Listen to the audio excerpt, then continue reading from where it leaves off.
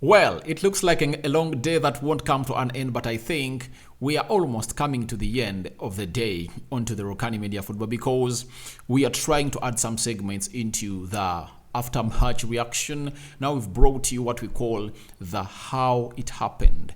This contains every photo of how this game came to pass, and this time around, you're bringing you the player ratings. And lastly, I'm going to bring you what we call Mikel Arteta's reaction to Arsenal 3-2. Bournemouth. Welcome to Rokani Media Football. Rokani David is my name. Smash the like button, comment and share. If at all you're watching us for the very first time, lower right bottom corner, that's the place to be. Smash the black button that has the word subscribe, smashing it, hit the notification bell. That will enable you get notified every time we upload a video onto our beautiful channel. And you guys are really great, and continue subscribing because we want to hit 13,000 subscribers to get ready steady all steady for the summer, because lots of news is really going to be popping up here onto this channel. Now we are going to the player ratings and we are discussing the players of Arsenal, all those that came on the field of play. How many started? 11. How many came on? Emily Smith-Rowe, Reiss Nelson, Granit Xhaka and Ben White. 4 players came on the field of play, having a very huge impact today, and they won Arsenal the game of football. That was really dramatic. Arsenal just showed the balls that we are really resilient. We are really having a thick skin.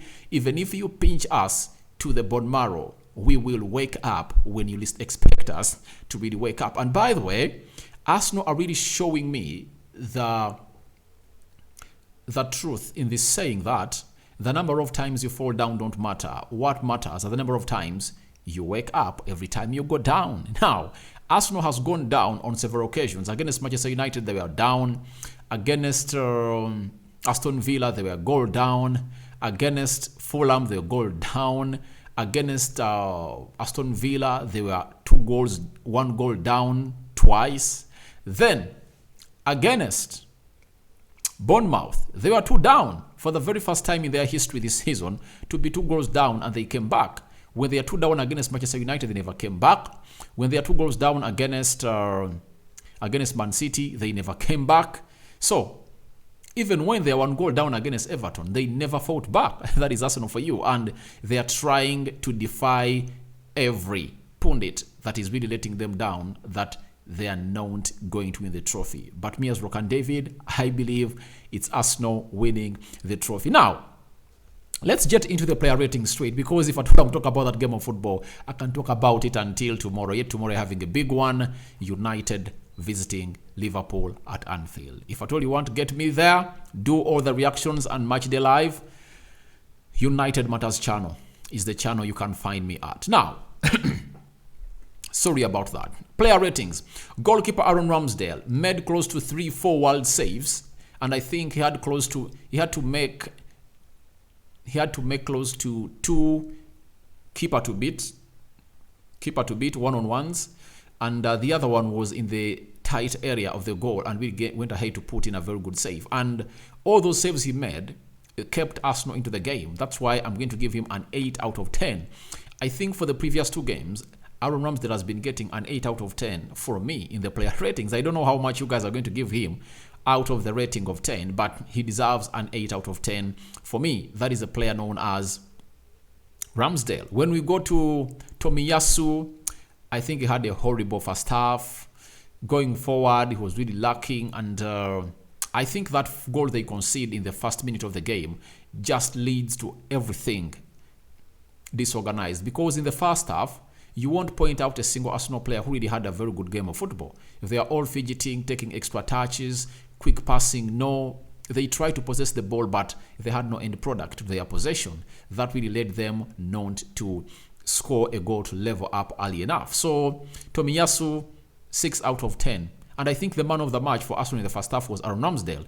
He was the only player that would have given close to 7 or 8 out of 10, because he saved Arsenal on 2 good occasions where Saliba gifted the ball, I think, twice, and obviously they ran through him.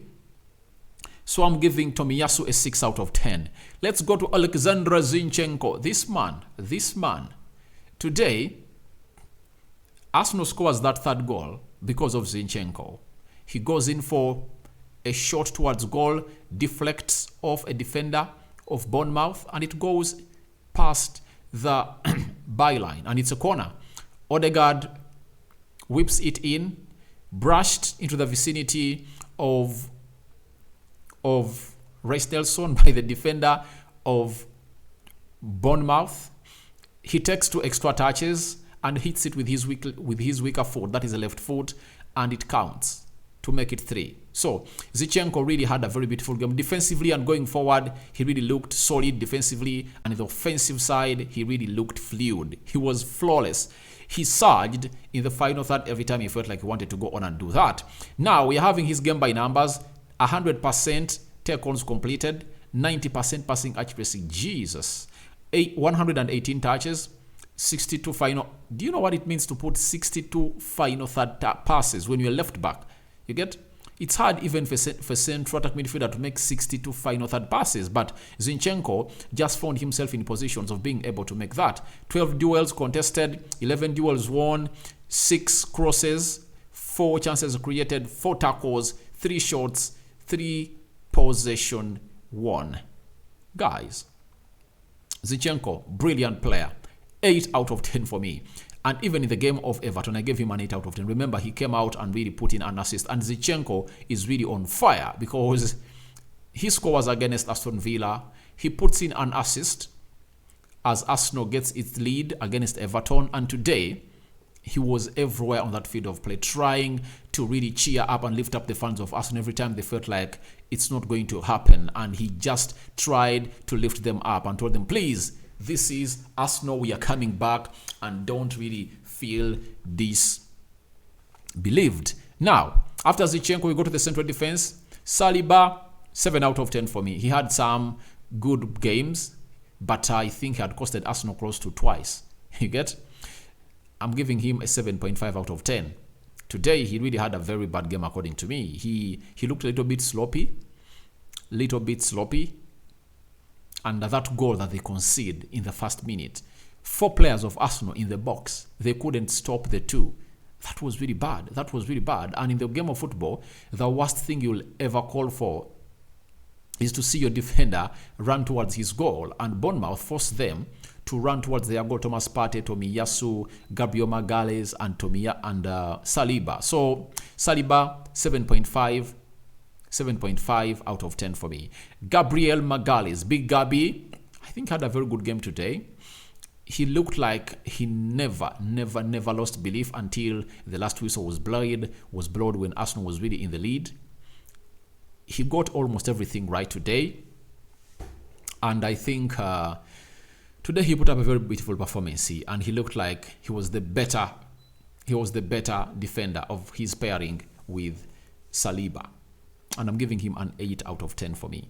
He played very well. You know, today, Arsenal players at half-time, most of them never even averaged a 5. That's it. But in the second half, Arsenal players came on and really brought the game to you. Bournemouth, they spread the field wide and they found themselves in positions of really scoring goals and hence winning the game of football. Let's go to Thomas Partey. Thomas Partey being the reason as to why Arsenal concedes the second goal, because he lost his man. He failed to keep his man. And is it Sinels heads it in the back of the net. Looked rusty first half. Second half, he came to life. He was passing wide right, wide left, centrally, and he looked great. His composure was really out of this world. And I believe he did a very fantastic job. The most important goal that gets Arsenal into the game was scored by Thomas Partey in the 62nd minute. That is the most important goal that brought Arsenal back into the game. He scored it 7 minutes after they conceded the second one, and obviously he got that ball and took it to the center. When he took it to the center, Arsenal pressed and got a second one until they got a third one. So Thomas Partey, 8 out of 10 for me today. He really had a very good game, and he controlled the midfield very well, especially in the second half. I won't judge him in the first half a lot because most of the players of Arsenal in the first half were really off. After that shock of conceding a goal in 1 minute, they lost their heads. They lost their heads. That is Arsenal for you. Then we go to Bukayo Saka. I'm having my reservation about Bukayo Saka. He takes a lot of extra touches to me. Every time he takes close to 3-4 touches, waiting to do the obvious that the defenders are really going to know, it costs Arsenal. Why? He's giving the opponent space to reorganize themselves in the defense. You get? But I would love to see Saka do the easy thing. You get? Do the easy thing, and sometimes it goes for the hard thing. Why? He's predictable. I've come out and said it on several occasions. And today, Saka was nowhere to be seen in that game. According to me, he was closed down very, very well. And I don't think that he put up a performance that is better than a 7. According to me, I don't know what you think. I never saw Saka put up a performance better than a 7. Apart from the chance he gets in the 4th minute, 3 minutes later after Arsenal conceded the first goal, nothing else from Saka. I don't remember any moment when Saka really did the best, apart from that moment in the second half when he releases Martinelli, and Martinelli, instead of really releasing him again, when he carried that ball very well into the 18-yard box area of the opponent and went in for selfish effort. I don't remember any other moment when Saka was really so much important into this beautiful game of football. That's it, according to me. Maybe the corner he wipes in that gets brushed into the vicinity of Emily Smith-Rowe, and Smith-Rowe really heads it into the vicinity of Thomas Partey and Thomas Partey levels. But that's not the levels of Saka. No way. Even the game of Everton, I've always told you that apart from that goal, you get that goal out of everything. What else does Saka do? When I say that, you say Rokani hates Saka.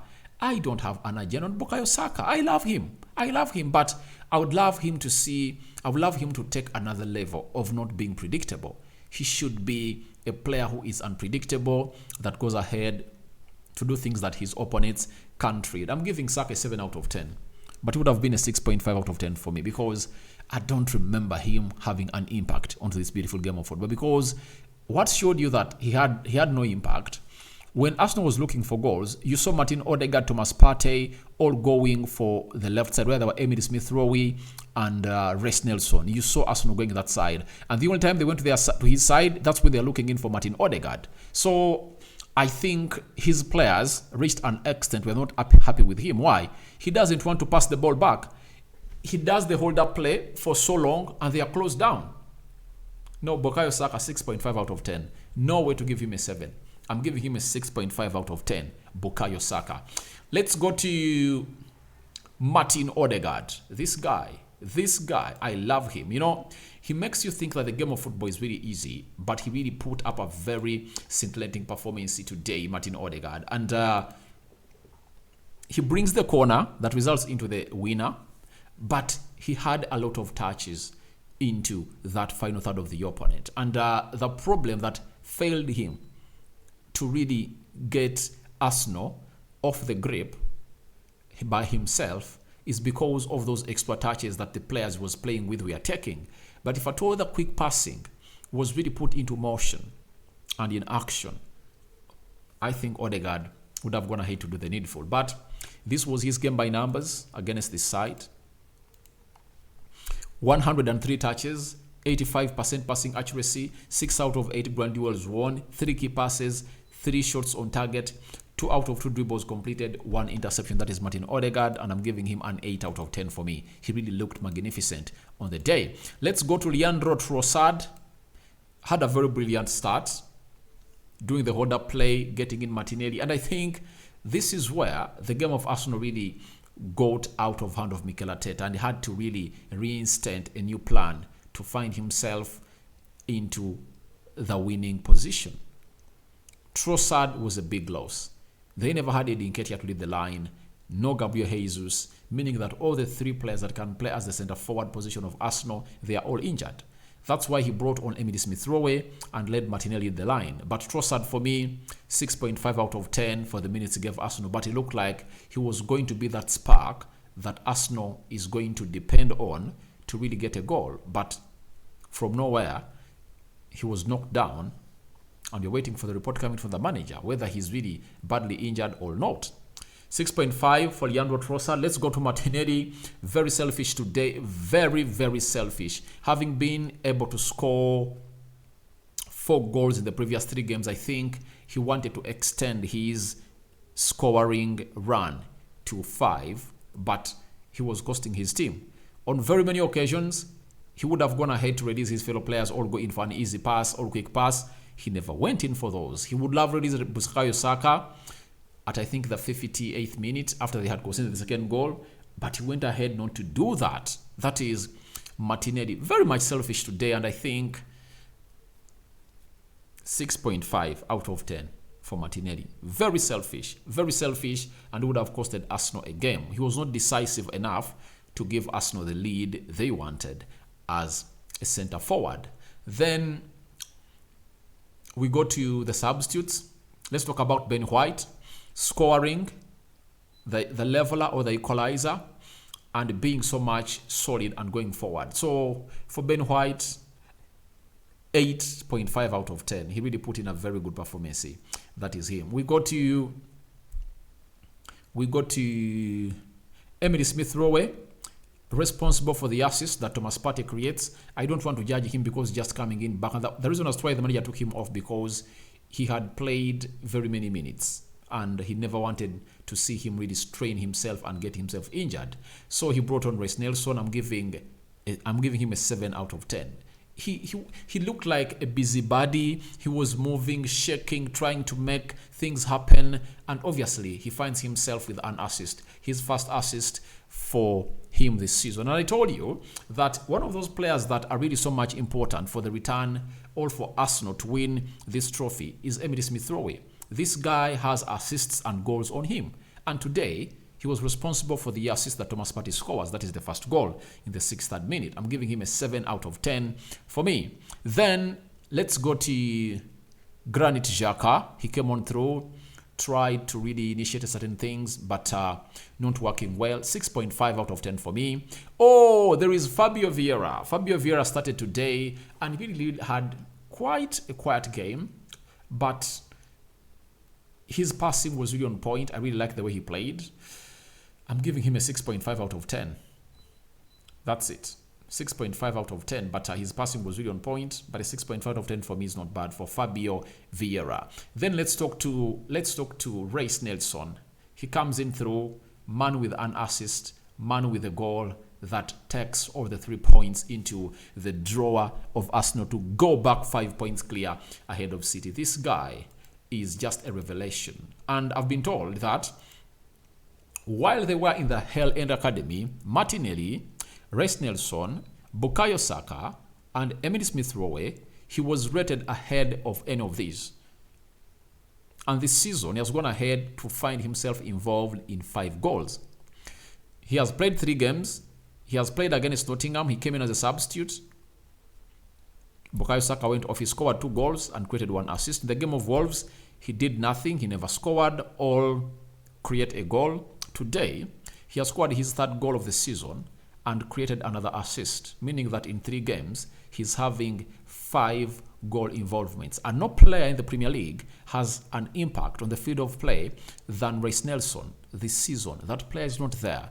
And this is his game by numbers, as he really tormented the night or the evening of Bournemouth at the Emirates. He had 100% passes completed, 100% dribbles completed, 23 touches, 15 touches completed, 10 out of 10 final third passes completed, 2 key passes, 1 goal, 1 assist. The man who led the comeback of Arsenal, obviously, is Reiss Nelson. And I think this is where Arsenal goes ahead and really thank God that we wanted to bring in Mudryk. We got in Trossard.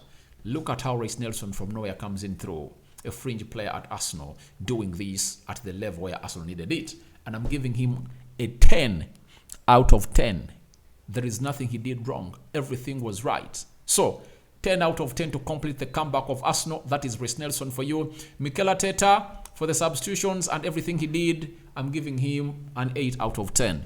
Good manager, and obviously he risked it all and brought in Reiss Nelson because that button to press was really hot. it was hot to press, and he said, all right, Reiss, go there and do the need. I'm giving Mikel Arteta an 8 out of 10. For the referee, oh my God, the referee is getting a 5 out of 10 for me. He looked bad. VAR is getting a 3 out of 10 for me. You can't tell me that all those 5 occasions where 5 Arsenal players found themselves forcing those of Bournemouth to get hold of the ball, that none of those had a handball call. That's it. So, my man of the match is Reiss Nelson. That's it. Thank you guys for watching in through. I'm waiting for your reactions onto my player ratings. And you can as well go into the comment section and tell me who was your man of the match and your player ratings. I sign out for now. See you later. May the Almighty God bless you abundantly. Rokani David remains my name. I sign out for now. See you later.